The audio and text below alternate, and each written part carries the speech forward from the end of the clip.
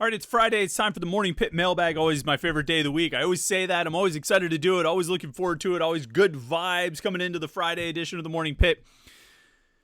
But today there's a little bit of a dark cloud over the Morning Pitt. Some bad news, some negative news coming out of Oakland yesterday.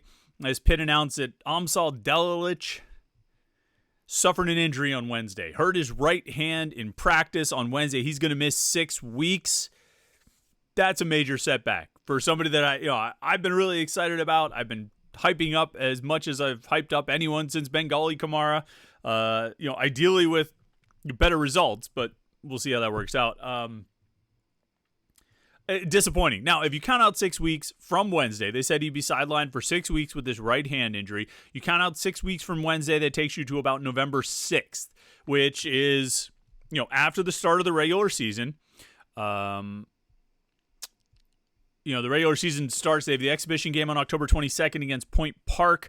November 4th is the opener against Radford, so that's that Monday. November 6th would be 6 weeks, and then that Friday, November 8th, they play Murray State. And so if everything sticks to the timeline, they should be, Delilich should be able to come back for that November 8th game. We'll see what kind of shape he's in, if he's ready to take a full workload or whatever it is on November 8th. But then they have Gardner Webb on November 11th. And then November 15th, a week and a half after that 6-week timeline ends, is when West Virginia comes to the Peterson Events Center. 3 days later, it's VMI, and then that big stretch of LSU, UCF or Wisconsin, Ohio State, Mississippi State, Virginia Tech. So, obviously, when you miss this kind of time, they're going to have to ease him back in. He's not going to be 100% full go for the Murray State game. So it might take a little bit of time for him to get up to speed and get comfortable on the court again after missing this amount of time. Disappointing, but certainly not season-ending and shouldn't have too big of an impact, I would say. Hopefully by that 5-game stretch, with the Greenbrier tournament and Ohio State and Mississippi State and Virginia Tech, hopefully by that stretch he could be pretty close to full go. And I don't mean like 100% cleared health-wise. I mean up to speed and ready to contribute. And play significant minutes. If he doesn't quite make that mark, I think the New Year's Day game, who do they play on New Year's Day? Cal? Yeah, Cal as like sort of the ACC full schedule opener. I would think he would be ready for that. So that's good. That you'll have him back for then. Those are the games that really matter. You got to win in the conference and all that stuff. Still disappointing that he's not going to. I wanted to see him go cook Point Park. I wanted to see Delilich come out and put on a show against Radford. I just want to see the guy play. I'm excited about it. You know that. I've been hyping him up ever since he committed, but a little bit of a setback here. If I was a teenager on Twitter, I would say it was a minor setback for a major comeback, but I'm not a teenager on Twitter, so I'm not going to say that. But nevertheless, wish all the best to Amsal Delilich and look forward to him getting back in. All right, let's take your questions, not your comments and questions. This isn't a live stream. This is the mailbag. We took questions from Pitt fans on Panther-Lair.com all through the week. Some great questions came in. A lot of interesting stuff to talk about. Redshirts, record predictions, all kinds of things like that. So let's get into it right here on the Morning Pitt Mailbag on youtube.com/Panther-Lair.com. Yeah, it's Friday. It's when we do the Morning Pitt Mailbag right here on youtube.com/Panther-Lair.com. I'm excited for this as always. We got some great questions. Can't wait to dive into it. If you're watching this and you always watch the Morning Pitt Mailbag and you're thinking to yourself, man, I want to ask questions. When do I get to ask questions? Well, your chance is now. The time to do it is now. The place to do it is on the message boards at Panther-Lair.com. And if you want to check it out, if you want to be part of the mailbag, if you want to be part of the conversation, be part of the best online Pitt community, this is your last opportunity to get the free trial. We've been promoting this all week. We've been trying to sell it as much as we can and reminding you as much as we can that this exists. We're giving you a free trial at Panther-Lair.com through the end of the regular season. All right? You got to sign up right now with the promo code PITTPERFECT, right? Because Pitt is a perfect 4-0. PITTPERFECT, one word. Use that promo code and you'll get a free trial that goes through the end of the regular season, November 30th. Today's the last day, though. After today, that promo code's not going to work. So if you don't get that, if you don't use the promotion now, you are not going to get the free trial. You're going to want to be part of Panther-Lair.com at some point over the next 2 months, but you're going to have to pay full price for it. So use the promo code PittPerfect. Come to the website, Panther-Lair.com, Pittsburgh.rivals.com to get a free trial through the end of the regular season. It's a great deal. And like I say, it ends today. Today's the last day to use that promo code PittPerfect at Panther-Lair.com. Panther-Lair.com. All right, let's jump into comments and questions. Pitman2003 says, is there any truth to the rumblings about an on-campus stadium? Well, I don't know what the newest rumblings about an on-campus stadium are. There have been rumblings about an on-campus stadium ever since they tore down the on-campus stadium. So if there's new rumblings, I can't necessarily speak to the veracity thereof. Here's what I can tell you. Have there been points in the last 5 years, 10 years, however long, where it's been explored? Sure. Have they looked at possibilities of doing it? Sure. Were there, have there been, I don't know, has there been exploratory work done to gauge the feasibility and the cost of such a project? Sure. Are they close to breaking ground? No. Do they have blueprints or something? I really don't think so. To me, it is a giant expense for a project with massive logistical, a project of massive logistical undertaking. No matter where you put it, I mean, you are doing some serious work beyond just taking a big flat space and turning it into a parking lot in a stadium. I mean, like, we're in a city of hills, right? Like, I mean, like, you talk about the OC lot and places like that. Have you ever stood in the OC lot? Have you ever been in that area? It's on the top of a hill. And I don't think that hill exactly has the space to put a giant stadium, put a whole stadium there. That doesn't mean it can't go there. It just means you're going to have to do a lot of work to get it to work there. And so I think it's a massive project, and I just don't know if it's one that Pitt, the university, or Pitt, its donors, have the stomach to finance or should have the stomach to finance right now. And this isn't about Victory Heights, but they are paying a lot of money for that Victory Heights project. So when you're paying that, I'm not sure you're whatever that is, $250, $350 million. I don't think you add another $750 million on top of that to build a 45,000 or 50,000 seat stadium in Oakland. I just don't know if that's the best use of funds right now when you have a perfectly good stadium, on the North Shore, right? Pitt, like you want to tell me there's a direct correlation with success or this? I mean, they've had success playing at Heinz Field / Acrisure Stadium, right? They won the ACC playing there. They've got the first perfect non-conference record in school history. All these, like, would it be cool to have a stadium in Oakland? No. Let me say this. Would it be cool to have a stadium that is just Pitt's and a stadium that is brand new and has all the bells and whistles of a brand new stadium as opposed to one that's 23, 24 years old? Sure. Would it be cool to put it in Oakland where it's already impossible to get around?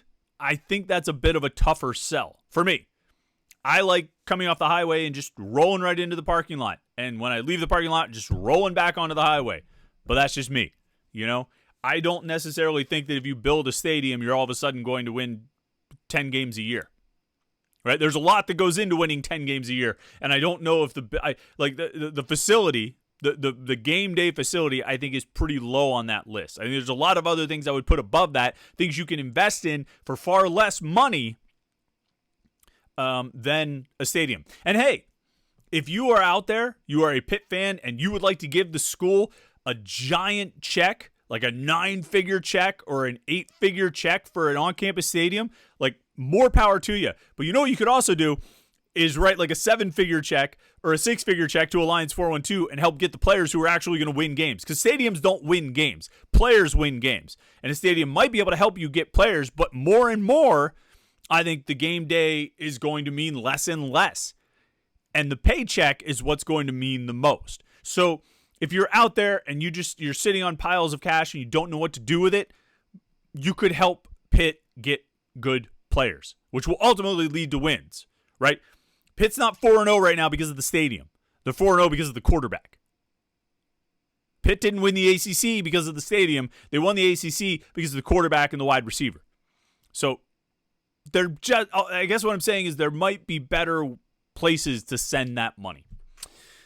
All right. Left Coast Panther says, we're at the 4-game limit now to preserve a redshirt. Do you expect any players who have participated to end up redshirting? So I actually was just putting together this list of guys who have played, true freshmen. We'll just stick with the true freshmen. I haven't really looked through like guys who are sophomores or juniors who potentially could take that redshirt year. But by my count, there are 8 true freshmen who have played so far this season. Sincere Edwards, Malachi Thomas, the tight end who's played a lot on special teams, Francis Brew, Jasir Whittington, Davin Bruton, Cameron Lindsay, Jeremiah Marcelin, and Tyreek Robinson. Those 8 freshmen have all played this year. Interestingly, 6 out of those 8 are defensive guys. Only Thomas and Robinson are actually offensive players, although, like I said, Malachi Thomas has played a lot on special teams. Right now, Sincere Edwards and Malachi Thomas are the only true freshmen who have played 4 games. Okay, so they're the only guys that if they get on the field at North Carolina in 2 weeks, or next weekend, I should say, they will burn their red shirt. Nobody else is one snap away from burning their red shirt. Francis Brew can and probably will play at North Carolina, and he'll still have his red shirt available. Jasir Whittington, because Brew has only played 3 games. He didn't play against Kent State, but he played the last 3. Jasir Whittington has only played 2 games. He played the opener against Kent State, and he played the Youngstown State game. So he's got 2 more games he can play and still keep his red shirt. Davin Bruton, Cameron Lindsay, and Jeremiah Marcelin all played for the first time against Youngstown State. So they've each got 1 game played, which means they have a lot of space there. And I don't think, and I could be wrong, I don't want to say this definitively, but I think they changed the rules that bowl games won't count against that 4-game mark. So, Davin Bruton, Cameron Lindsay, Jeremiah Marcelin could play 3 of the next 8 games and the bowl game, and also play in the bowl game and still keep their red shirts, which, given Pitt's talent and depth at linebacker, will probably be the case. But it was cool for a few plays in the Youngstown State game to see Bruton, Lindsay, and Marcelin out there as the 3 linebackers. That true freshman, all freshman linebacking core, that was cool to see. And then Tyreek Robinson, the wide receiver, played in the Kent State game. So he's only played 1 game. He's got, a lot of games left to give. I would say Edwards and Thomas are locks to use their red shirts, to burn their red shirts and play probably in every game this season. I would say Francis Brew is highly likely. I would put him north of 85% chance of playing in at least 5 games. He's already played in 3 out of the first 4 and has been the most recent 3 after he was hurt and couldn't play against Kent State. If he was healthy for the opener, I think he would be right there with Edwards and Thomas and have 4 games already under his belt and be, 1 snap at North Carolina away from burning his red shirt. So I think those 3 guys are almost guarantees. Sincere Edwards, Malachi Thomas, and Francis Brew, I think they're almost guarantees to burn their red shirts. I'm not sure if any of the other guys will, though. Jasir Whittington, like I said, has played in 2 games. If there are any other injuries to defensive tackle, he might find himself on the field a lot over the next 8. But if they stay healthy, as healthy as they are right now, and they're already down Anthony Johnson, although Pat Narduzzi said he's not out for the season, although he very clearly at the game on Saturday seemed like he was not coming back to the football field anytime soon. But as long as they stay as healthy as they are right now, Jasir Whittington shouldn't need to play, and they should be able to keep his red shirt also while still playing him, like I say, because he has played in 2 games, so you have a couple more games you can use him over the next 8 and still keep his red shirt. So that would be my expectation right now. Those 3 guys would be the ones who will not redshirt, and then the rest will. So Edwards, Thomas, and Brew will be the 3 that I think won't redshirt. Smenges says, with a potential 3rd ACC championship game appearance in 7 years, no one other than Clemson and Pitt have more than one since 2008. Would you agree and proclaim after the season that Clemson and Pitt are the 2 most successful programs in the ACC? Well, I think you're getting ahead of yourself by putting Pitt in the ACC championship game, but I see where you're getting at. And actually, my answer would be yes. And I know definitively that my answer would be yes, because I said it after the either 21 or 22 seasons, and maybe after both. I think probably after the 2022 season, I said it, that Pitt and Clemson were the 2 most successful and consistent programs in the ACC, certainly since the conference expanded. When you look at, as you said, 2 ACC championship game appearances, an ACC championship win, the NFL draft picks, the total number of wins, total number of conference wins. I mean, all of these things put Pitt right up there, pretty much right behind Clemson since conference expansion, and certainly in the Pat Narduzzi era. So, I mean, I was saying it then. If they find a way this year to get back to Charlotte, absolutely we'll say it again. I don't think there's any question, and I think it'll be true. You know what I mean? I thought it was true 2 years ago when I said it, and I think it'll be true again. Last year, I think, clouded a lot of the memory of what Pitt was able to accomplish, what Pitt has accomplished since 2013 and since 2015.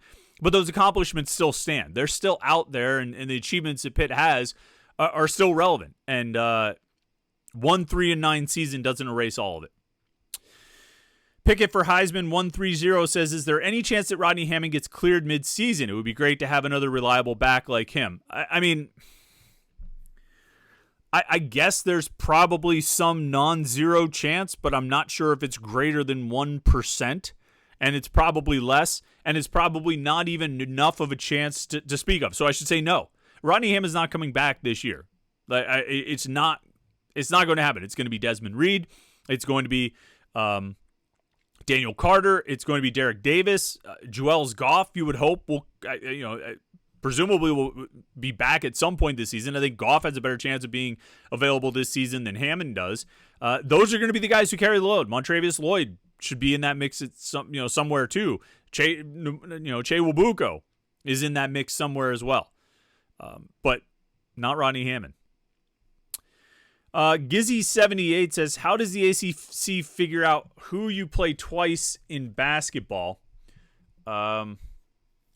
Seems like we play Carolina home and home every other year. You're not wrong about that. So, I mean, you have your protected annual rivals that you play home and home. Pitt, it's Louisville and Syracuse.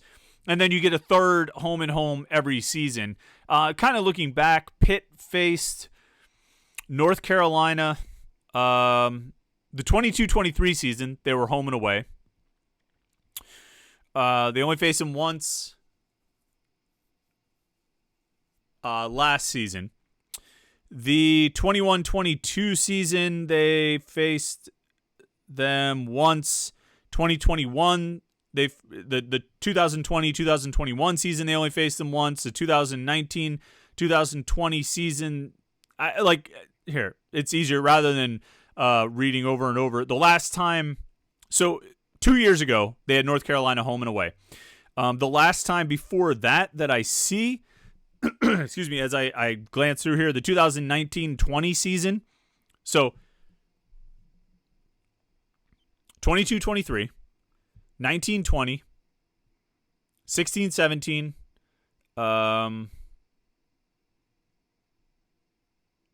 and 13-14. So 4 times since Pitt joined the ACC, they've had North Carolina as a repeat opponent. Does that seem like a lot? I guess, I mean, you're talking about this is the 12th season, so once every 3 years. So you said every other year, it's once every 3 years. Is that an even rotation? I mean, you're going through another, how many teams? There's 18 in the conference. You take out Pitt, obviously, and Syracuse and Louisville. That leaves 15 teams over the course of 12 years. I mean, yeah, you're probably seeing North Carolina a little bit more, but I mean, it's kind of fun. I get it. Like, oh man, that's a really tough game. But they've also had some huge wins over North Carolina. They weren't all losses. Jamie Dixon beat North Carolina a couple times in 2014 and 2015. Jeff Capel got a huge win over North Carolina in the COVID year, and then twice actually in the COVID year. He swept North Carolina that year. Capel beat North Carolina on the road in 21-22. And then, obviously, big win at home in the following December against North Carolina.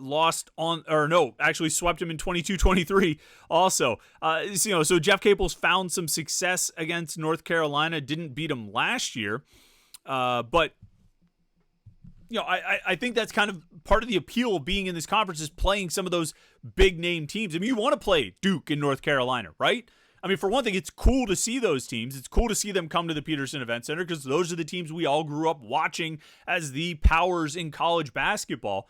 And so it's cool to see them, just like it would be cool to see Florida State football come here. Never mind what Florida State is right now, but we all grew up in the 90s watching Florida State dominate. So it would be, that's a power. That's a college football power. It's cool to see those kinds of teams. It's cool to see North Carolina in basketball. It's cool to see Duke in basketball. Yeah, does it make for a more challenging schedule in most years? Yeah, it does.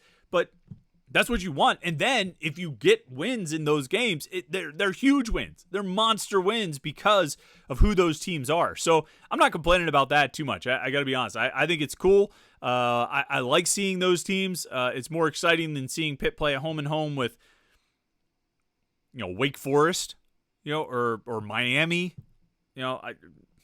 Boston College. What would you rather? What would you rather? Would you rather have a home and home with Virginia Tech? Or North Carolina? Would you rather have a home and home? Take your pick. Even like Notre Dame? No. Give me Carolina. Give me Duke. That's why you joined the conference, right? All right, let's get a couple more in here. Tino for Heisman says, will Eli Holstein break all of Kenny Pickett's passing records if he sticks around for the next 2 to 3 years? So Kenny Pickett, in his career, he's Pitt's all-time leading passer, threw for 12,303 yards. Eli Holstein, best case scenario, throws for goes crazy and throws for 4,000 yards this year. He would have to do that for 3 seasons to get close. Now, I guess technically he has 4 more years of eligibility. So if he goes out there and throws for 3,500 yards this year, next year, and 2 more years after that, then yeah, he'll break Pickett's record. But that, if you're talking about even just saying for 3 more years, he would have to throw for more than 4,000 yards on average each of the next 3 years to break Kenny Pickett's all-time passing record. And I'm sorry, but if Eli Holstein throws for 4,100, 4,200 yards this year and 4,200 yards next year, he's not coming back for another season after that. So, yes, if he sticks around and plays in this offense and Cade Bell's here for the next 3 years, sure, Eli Holstein can break those records. I don't think any of those things are really very likely to happen because I think if he does put up those numbers, he's not staying long enough to break the records. And that's if he puts up those numbers. So I would say it's unlikely.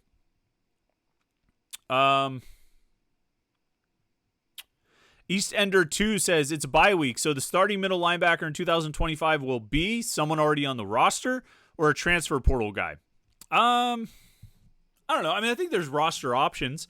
I think a guy like Braylon Lovelace could play there. I think Kyle Lewis could play there, although he's been so good on the outside. I think you keep him out there.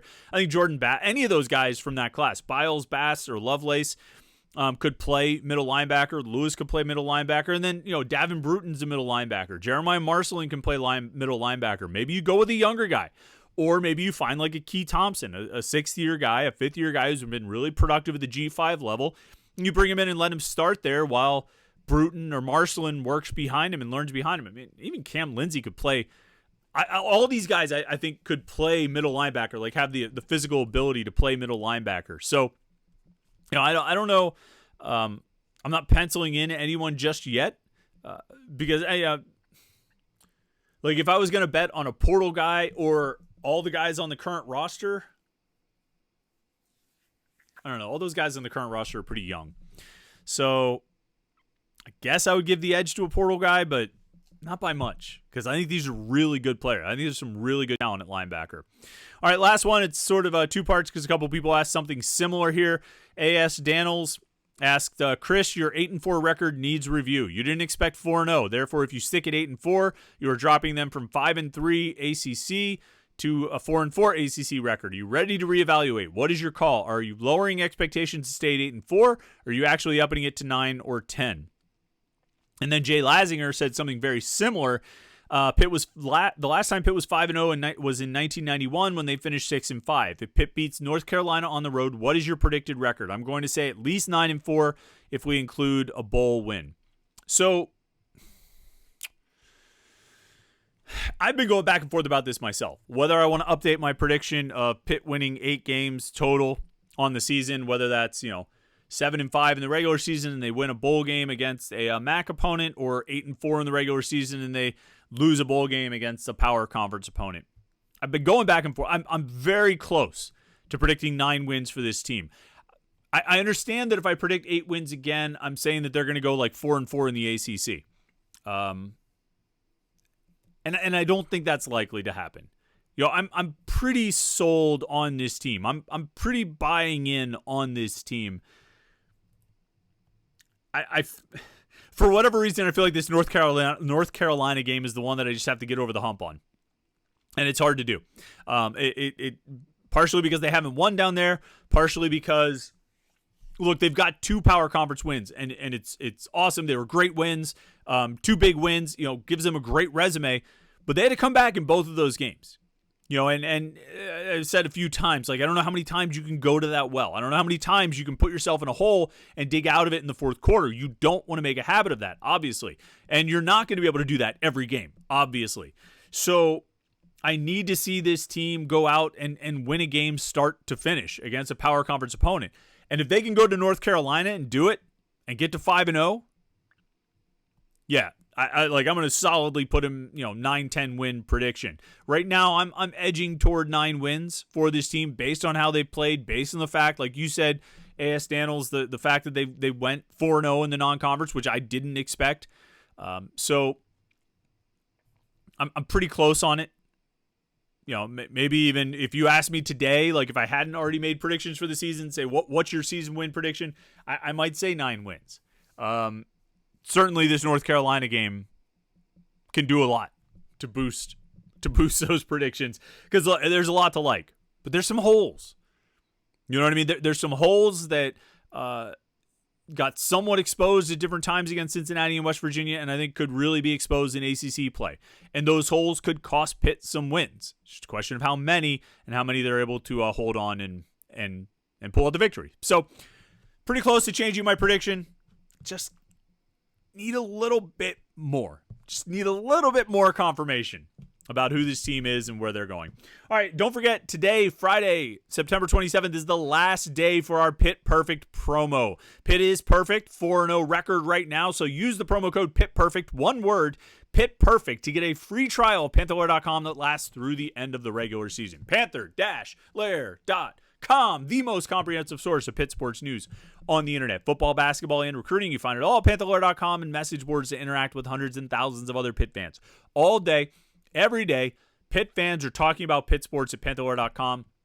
You should be in the conversation, so go check it out. Panther-Lair.com, Pittsburgh.rivals.com. Like this video, subscribe, youtube.com/Panther-Lair.com, so you never miss any of our Pitt video content right here at youtube.com/Panther-Lair.com. We appreciate that. I hope you've had a great week. It's the off week. Enjoy some college football this weekend, and then it's right back into game week. So we will catch up with you on Monday morning for the Morning Pit right here, youtube.com/Panther-Lair.com.